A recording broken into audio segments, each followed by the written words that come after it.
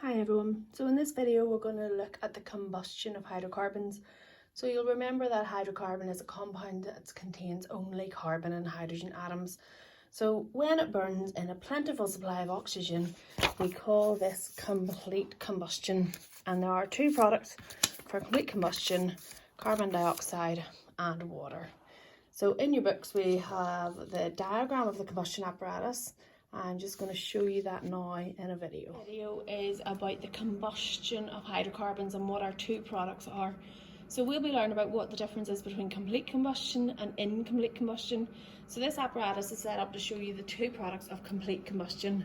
We've got a U-tube apparatus, which is just, and it's in some ice. Right, so the vapours are going to come off here, come down into the ice, which is colder, and the water vapour that's produced will condense and we should see a colourless liquid forming in the U-tube.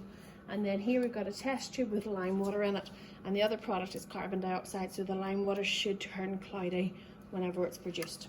So how this apparatus works is, when we turn the tap on, it acts as like a suction pump and it draws the air through the apparatus.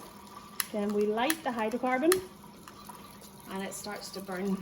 So we will just let the apparatus run and watch to see what happens in the products.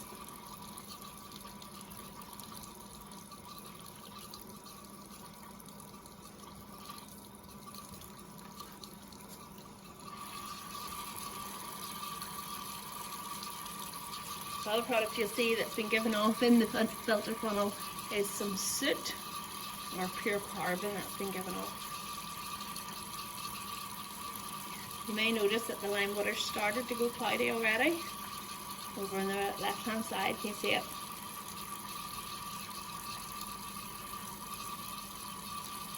Okay, so I'm just going to stop this video and move the camera at a different angle so you can see what's formed in the U-tube. Okay, so I'm just on the move with the camera now to see what's inside the U-tube. So if this has worked, we should see some water that's condensed. You can see here that the water vapour will come down through there and condense at the bottom of the U-tube. Now it was a wee bit dirty beforehand, but you might just be able to make out some liquid water in the bottom there, can you see it? So ignore the fact that there's some brown stuff there. It was just stained before we started the experiment. But you can see that there's some liquid water just at the bottom. So that proves our two products are water and carbon dioxide when the hydrocarbon burns. Okay, so that was the apparatus in the lab confirming for you that the two products for complete combustion were carbon dioxide and water. So now we're going to look at an example of the equations when we burn three of our hydrocarbons or three of our alkanes. So we're going to look at ethane, propane and butane. And this is in your booklet for you to fill in the word equation and the symbol equation. So our two products, remember, for each of them is carbon dioxide and water. And the word equations are easy. So for each of these word equations, we will get carbon dioxide and water produced, be the same products for each of the word equations. So when it comes to the balanced symbol equations though, that's where we need to spend more time in checking that we've got them balanced. So maybe pause the video now and see if you can do the balanced equation yourselves, or at some stage through it. So what we'll start with is we'll write down the formula for ethane, propane and butane. So you will remember that our general formula for our alkanes is CnH2n plus 2. So remember, if we want to work out the formula of our hydrocarbons, we use the general formula, and then some of you may just remember the order that they're in, or some of you might use a little mnemonic, something similar to this. It doesn't have to be this one. So my evil parents burn pizza, learning the name of them, and then, or some of you maybe just remember it's methane, ethane, propane, butane, pentane. It's up to you. It's as long as you can remember which one's which. Try and get that lined up a wee bit better for you. So if we've got ethane, it tells us it's going to have two carbons.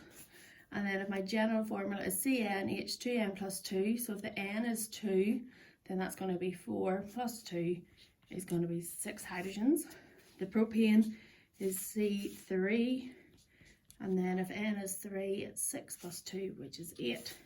And for butane, it's C4. And if N is 4, it's 8 plus 2 is 10. And for each of these equations, we're going to add oxygen gas to it. Okay, so maybe this is the stage that you want to pause the video at, see if you can do the rest. Or maybe you want to write out the formula of the products and then pause the video and see if you can balance it now. Okay, so let's have a look at the ethane one. So the easiest way to do this, I'm going to put a 2 in front of this one and a 2 in front of this one. So this will be a good time, if you haven't paused the video yet, have a pause now and see if you can balance the equations as they are. Okay, so here we've got 4 carbons, so we need to have a 4 here. We've got 6 times 2 hydrogens, so we need to have 6 in front of the water. And then if you add up your oxygens, you should have 14 on the right hand side, which means you need 14 on the left hand side.